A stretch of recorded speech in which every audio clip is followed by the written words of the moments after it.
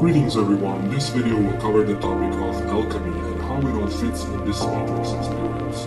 Alchemy is known to be a philosophical and proto-scientific tradition practiced throughout Europe, Africa and Asia. Alchemy has two aspects to it, external alchemy or exoteric and internal alchemy or esoteric.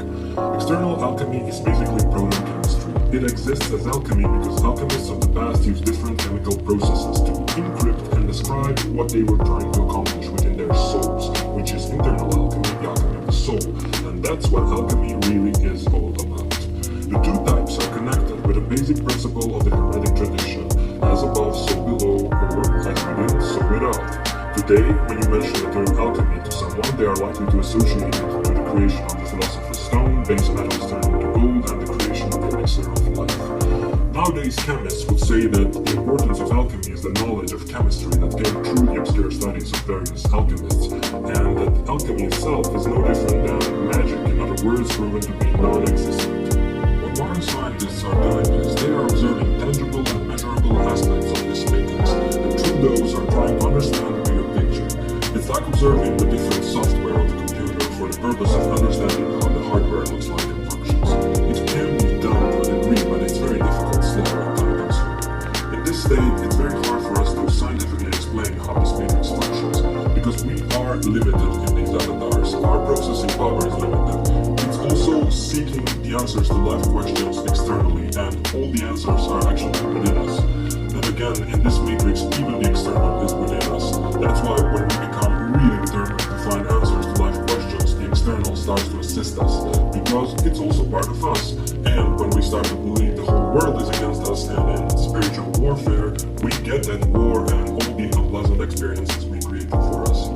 There were many so-called alchemists that were seeking the physical process to transmute lead into gold, but they just had the knowledge of exoteric alchemy, basically the stuff that the true alchemists told the masses about. True alchemists held the secrets of transmuting their minds and souls into gold, which is far more powerful than the Philosopher's Stone as a physical object.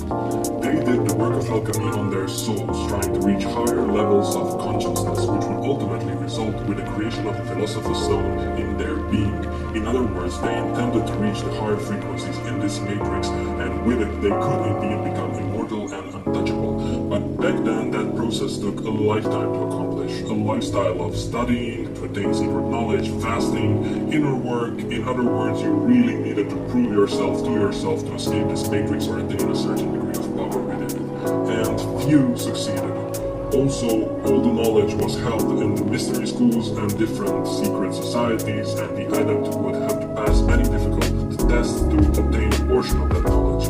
Today is different. The Source won the game, and the minimum you can do to acquire some real power in this game is to remove the animals from your diet. Frequencies in this game are levels of consciousness. You will notice the difference of each frequency level of consciousness when you start to cross them. It's an amazing feeling and experience, and each one is better than the other.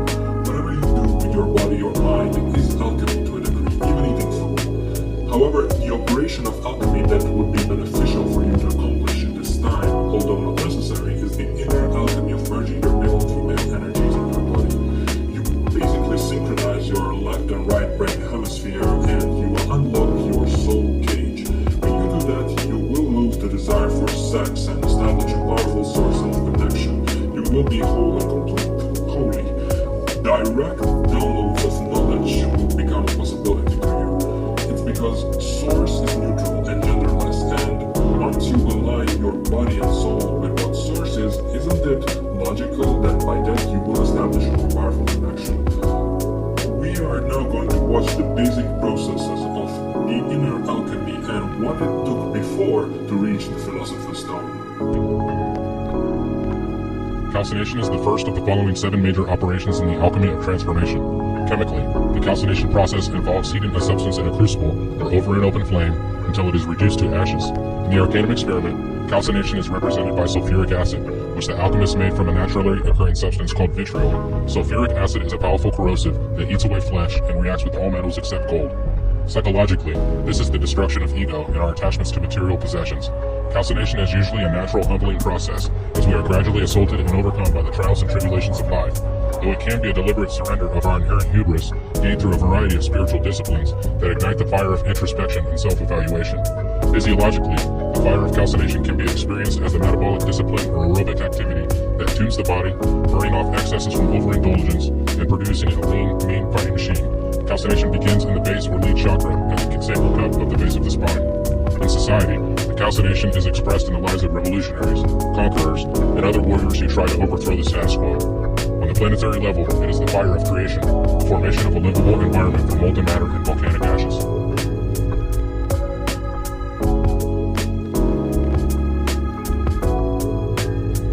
Dissolution is the second major operation in the alchemy of transformation.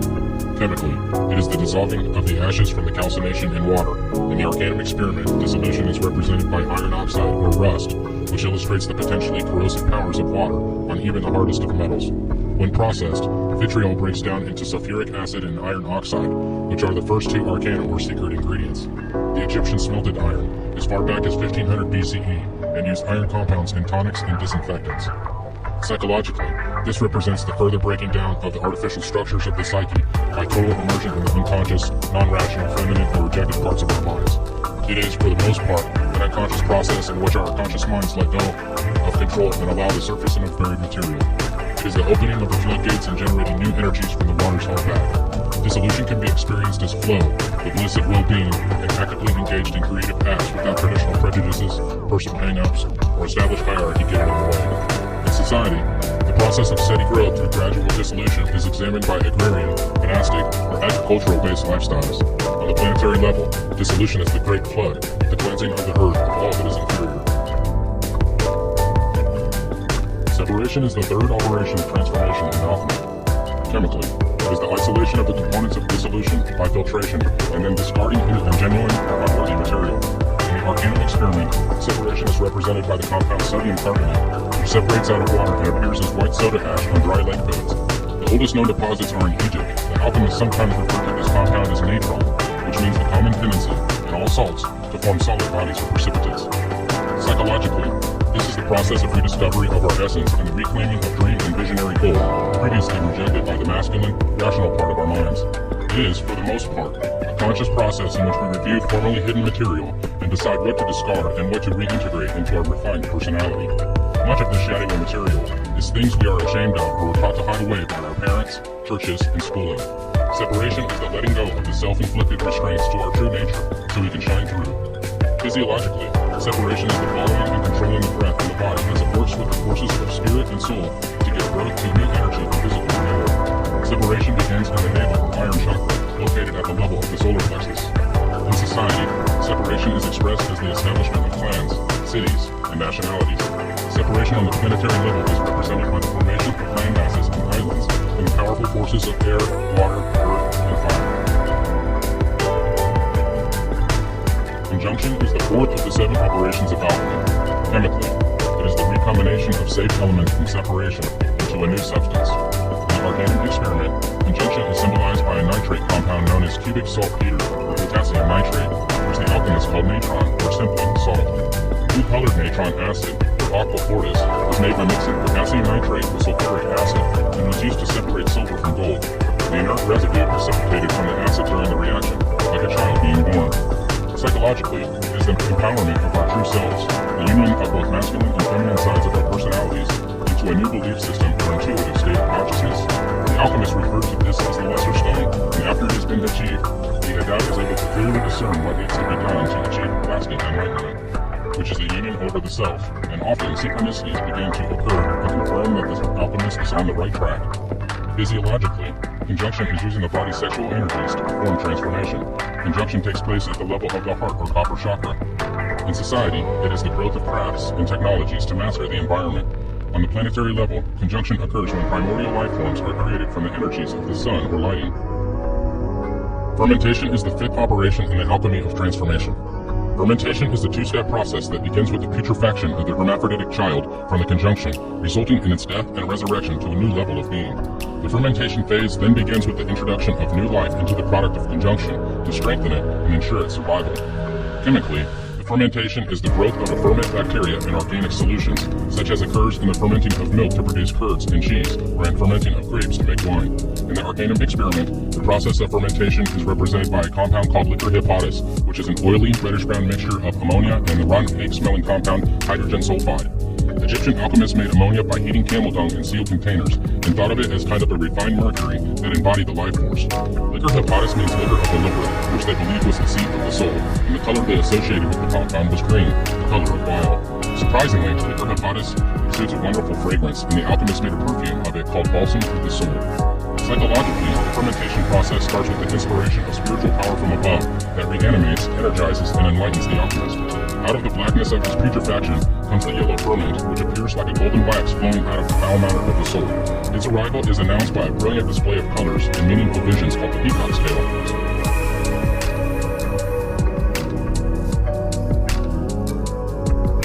Distillation is the sixth major operation in the alchemy of transformation.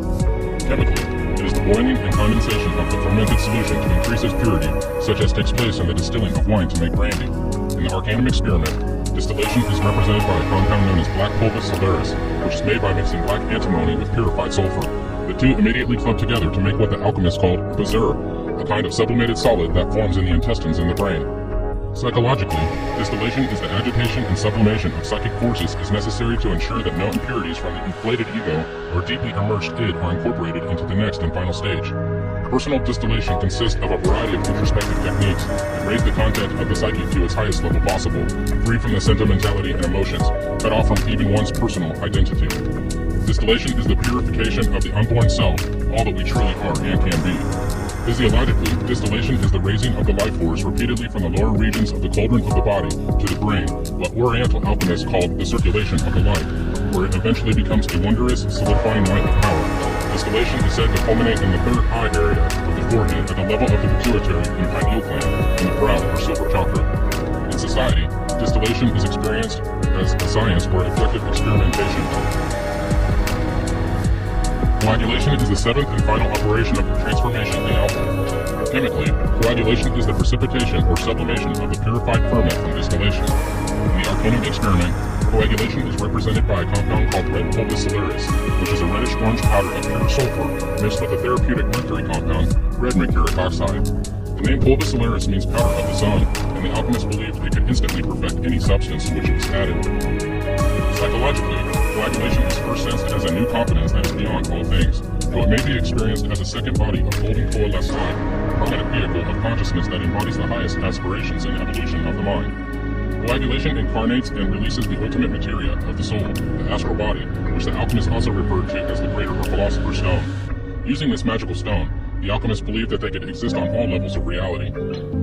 Physiologically, this stage is marked by the release of the elixir in the blood that rejuvenates the body into a perfect vessel of health. A brain ambrosia is said to be released through the interaction of light from the phallic-shaped pineal gland and matter from the vulva of the pituitary. This heavenly food, or viaticum, both nourishes and energizes the cells without any waste products being produced. These physiological and psychological processes create the second body, a body of solid light that emerges through the crown or gold chakra. In society, it is the living wisdom in which everybody exists on the same line of evolved consciousness and knowledge of truth. On a planetary level, coagulation is the return to the Garden of Eden, this time on a higher level in tune with the divine mind.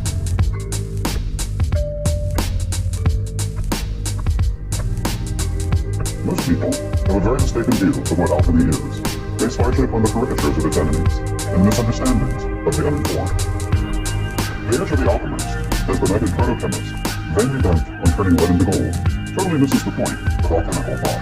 It is true, the Western alchemists, like their Chinese counterparts, did work with a variety of substances to try and create various elixirs and arcane effects, including the idea of transmutation of base metals.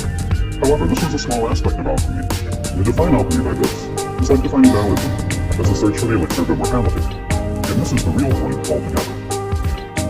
As you can see from the chart, the metal pillar stands as your mode of balance between forces. If you are male, balance your fire with water, and you will be air. And for females, balance your water with fire, and you will be air. In the elementals, when fire and water combine, you have air or vapor. Taking this path as the tree is the middle path. Not the left hand, not the right hand, but working in balance with the forces of nature and creation. All paths eventually lead to one destination. However, taking one polarized path can lead one to vices, hardened materialism, authorities, while taking another polarized path that may one free to clouds, high above and forgetting the importance or even in some cases, even hating or despising our material existence. One who is watery in nature may have a difficult time with intellect, and one who is fiery in nature may have a difficult time with emotions. The middle path allows one to walk with their head in the clouds, with their feet planted firmly on the ground. This is a highly spiritual nature, with grounded understanding of the importance of who we are and why we are here. This is a perfected union of spirit, volatile, and matter, fixed, often depicted by the energy or hermaphrodite. Depictions of this is also seen in the Tarot, as the High Priestess, which corresponds to the hidden spear of Thoth on the Tree of Life of Kabbalah. Notice she is holding a Torah in her hands. In esoteric philosophy, the one became two in a mystical act of expansion and expression, the law of opposites and dynamic tension of the created universe. Yet we also see countless observations of the importance of making the two into one, a return to the source in its nature of being in pure and unconditional love. All duality seeks union, conscious or not, and this was an original intention of separation itself. As energy begins to move back upwards, we see an amplitude increase in the active current begin to take place in our energy channels. With this current increasing in both strength and frequency, known aspects of biological science can now be observed. Let's take this opportunity to actually look at some science taking place, in hopes that you can gain a more rounded understanding of the process. Moving charges or currents produce magnetic fields. A constant current produces a constant magnetic field, while a changing current produces a changing field. We can go the other way, and use a magnetic field to produce a changing current, as long as the magnetic field is changing. This is what induced EMF is all about. A steady changing magnetic field can induce a constant voltage, while an oscillating magnetic field can induce an oscillating voltage. We should keep in mind these two facts. An oscillating electric field generates an oscillating magnetic field. An oscillating magnetic field generates an oscillating electric field. These 2 points are the key to understanding electromagnetic waves. An electromagnetic wave, such as a radio wave, propagates outward from the source at the speed of light. This means in practice that the source has created oscillating electric and magnetic fields perpendicular to each other that travel away from the source. The E and V fields, along with being perpendicular to each other, are perpendicular to the direction that the wave travels, meaning that an electromagnetic wave is a transverse wave. The energy of the wave is stored in the electric and magnetic fields. As human beings, we have a polarized nervous system, known as the parasympathetic and the sympathetic. It is a closed-loop electrical system to carry signals to and from the brain, other organs, and glands.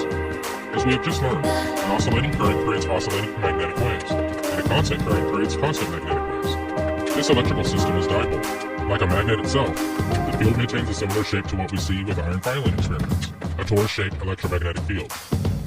Being grounded can therefore have an even more literal meaning, as attaching an energy channel's ground will complete the circuit, allowing for current and frequency of the wave to take shape.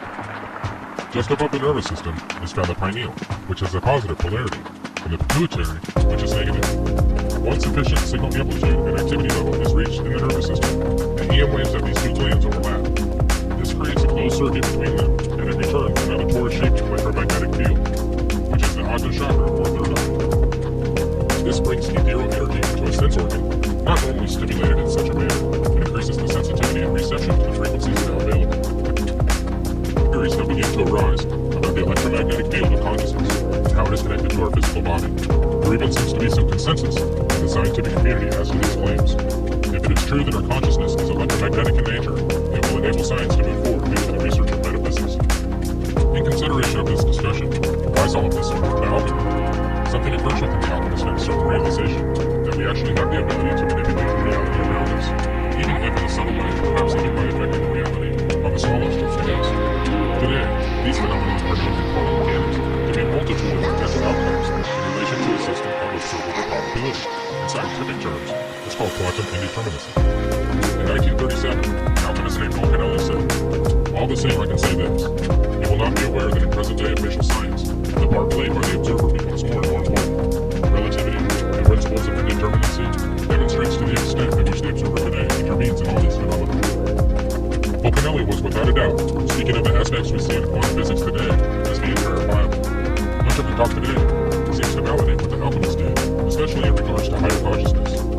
As you can see from the images, the higher the frequency of the EM waves, the more it is harmonically resonates with the atomic nuclear, and beyond into quantum levels. This is where all the magic happens in quantum mechanics. There are particles which seem to come in and out of existence, or transform seamlessly to and from away. It appears that consciousness is powered by a fully active subtle body system, and it has more effect on quantum indeterminacy. D&D may be on the very brink of lending scientific credence to what has long been held to the alchemist or similar traditions, that the observer, or the alchemist in this case, can affect the outcomes of the quantum level. If you are interested in watching the full and really good description please don't take all the information. Discern what source truth is and what's not, and that goes for anyone, including my readers. Alchemists also use to encrypt their works with external alchemists to shield themselves from the public and to make them available only to the ones they deem worthy. 1 tablespoon of sugar, a pinch of salt, a dash of pepper. Nothing too magical about this recipe. Not a chance! I've been produced verbatim with Dr. Marco Ferdinand's journals. It was also not. Sorry for that. No. So Jessica, you're positive every word is precisely as it was in Dr. Marco's version? Oh, yes, sir. No doubt about it. Jessica, you really are an amazing. So these are Marco's notes. On the surface, they appear to be an ordinary cookbook. Really? The script is in here? It does make sense. Marco didn't want just anyone to read it, so he wrote it in code. As for the cookbook disguise, you know what they say. Alchemy was born in the kitchen. So now all we have to do is crack the secret language of his. No sweat. It was and still is like that with all religions, spiritual paths, and even science. There is the exoteric aspect, the one for the public, for the masses, and the true esoteric aspect for the initiates or the enlightened ones to understand. This knowledge was and is given in portions in different Masonic lodges, but it was never given as the whole thing, and even for parts of it, the initiate would pay a great price for it. The basic part of it was always accessible to source players, but today it really is easy to find it without having to deal with Freemasons and mystery schools or to decipher coded texts and images. Today that work is nothing in comparison to what it took. We live in a time of increased knowledge, just as it was predicted in the Bible. And the Bible is also written with an esoteric and exoteric message, plus giving portions of the world stage script events. Knowledge is available, and because it's so, we take much knowledge for granted. We don't appreciate it or how easy it became to be at this time with all the knowledge and technology we have. We are in a so-called end times, but because of that we are given maximal assistance to do the things that will benefit us. So a basic example, you are given the knowledge of the liver flush procedure. If you have been eating meat, you have liver stones 100%. I'm 22 years old and I have a ton of stones in me and still do after 5 flushes. I'm shocked. These stones hinder your frequency. They are also part of the alchemy/chemistry processes of your body. And so that knowledge reaches you. Now you choose whether you will do something about it or do nothing and reap the consequences of those choices that you made in the past, whatever they may be. So to those who think maybe that the game is out there and that because they didn't know the things they needed to know, if you're going to blame anyone, blame yourself, because the knowledge is out there and you are not seeking it or acting upon it. You may be preoccupied with your life script or stuck in the lower frequencies where you got again by the choices, but only this moment is important. Make good choices now. If you're listening to this, some knowledge has reached you. You either reject it or accept it and act upon it. Because if it's useless knowledge, you would have been better off without it. But if you recognize it as beneficial, don't let fear stop you from taking actions. To me, that would just be real sad. Knowledge is so important in this game. Gnosis means direct experience knowing. The stuff I'm talking about here is the gnosis of life. Universal truths found in all religions and spiritual paths like alchemy is. And I will be very clear when I talk about something being just my opinion and when I'm telling you source truth concepts. It doesn't really matter if you believe my message on this channel, but try to listen to it without accepting it or rejecting it. It's what is called a beginner's mind, a mind that is open and receptive and doesn't necessarily compare or relate to it, but receives it more intuitively. I spoke about intuition and that good feeling you get about some information you receive being your source self guiding you. There's also false knowledge. How to deal with that? Well, on the higher frequencies you will just know if the knowledge is false. But if you are unsure about something or someone's message or my message here, there is a good Bible quote, you shall know them by their fruits. In other words, what am I suggesting to do here? all the advices I have given you in previous videos are beneficial to you, medically, life coachingly, even if you take them out of the Matrix story context. Some would maybe debate this, but you can always be skeptical and try to remove the animals, for example, for a period of time, and just see how you feel. That's what I did when this knowledge first reached me. But back to the topic. Many religions have roots in alchemy and many other philosophical paths, such as Gnosticism. In each and every one of them, there are source-root gems that you can find, but it's never the whole thing. That's why I wouldn't put labels on me such as Gnostic or Alchemist or Christian. Labels always confine you to something lesser than you, and in some cases even better spirits.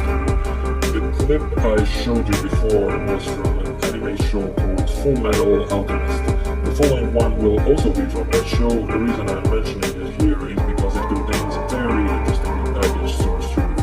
And the anime itself teaches you to read between the lines, and that a basic cooking recipe, for example, may be encoded as a recipe to create a philosopher's stone. The anime itself is taking place in the fantasy world where physical alchemy is possible.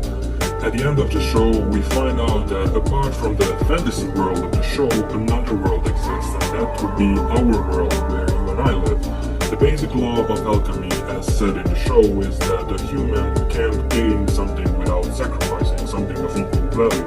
So at the end of the anime, the main character finds out that all alchemical power they have is actually derived from the pain and suffering energy that is generated in our world, where alchemy doesn't exist as such. Ring a bell? This is incredible. Why have I never heard of these flying machines? It seems in this world, scientific discovery developed along a different track. Physics advanced machinery instead of alchemy. Came as quite a shock to me too when I arrived. In this world? I thought you realized. You see, this is the other side of the gate.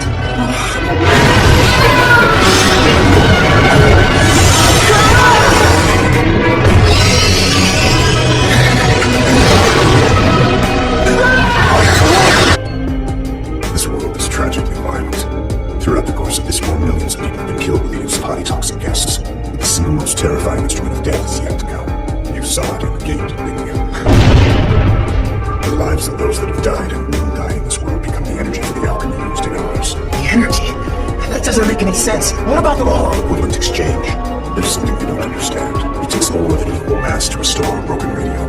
The energy used to put it back together must come from somewhere too. The energy cannot be created or destroyed, only redirected. So that's the secret. The lives of the people who die here across the gate and become energy needed for transmutations. Is that what you're telling me? Inside all of us, there lies a smaller version of the gate you pass through. Alchemists have the ability to open their gates, crossing worlds and feeding off the tragedies of this one. It happens every time you draw a circle or a path.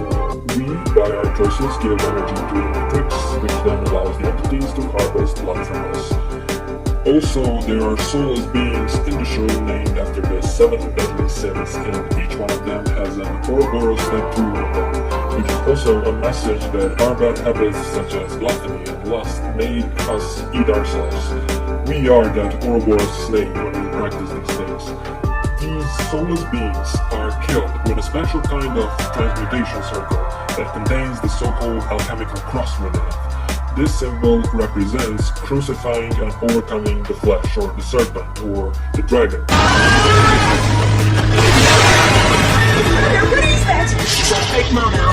This is her weakness. The real thing. What?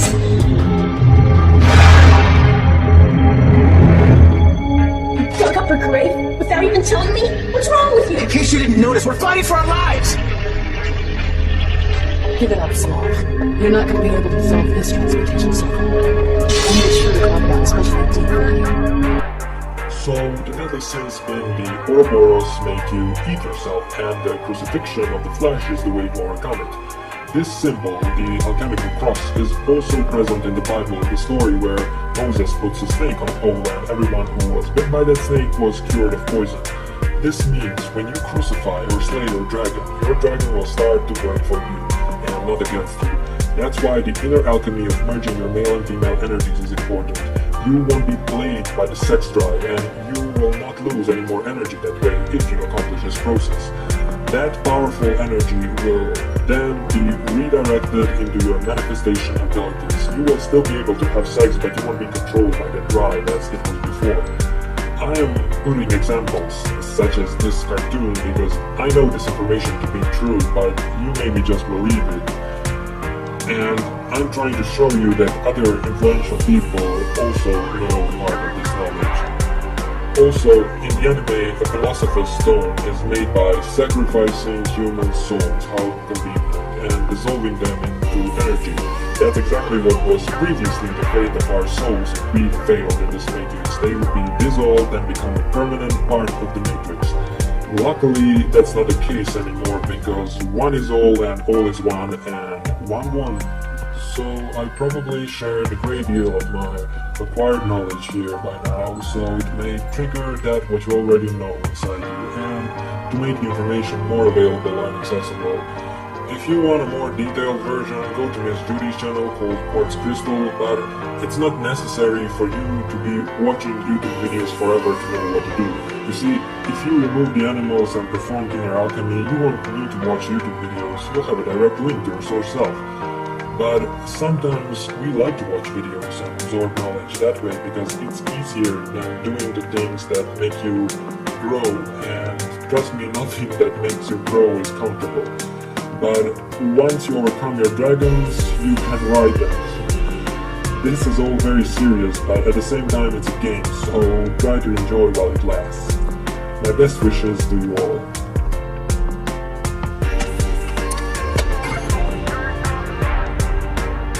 Attention, players. I welcome you to my world. My name is Akiko Kaiba.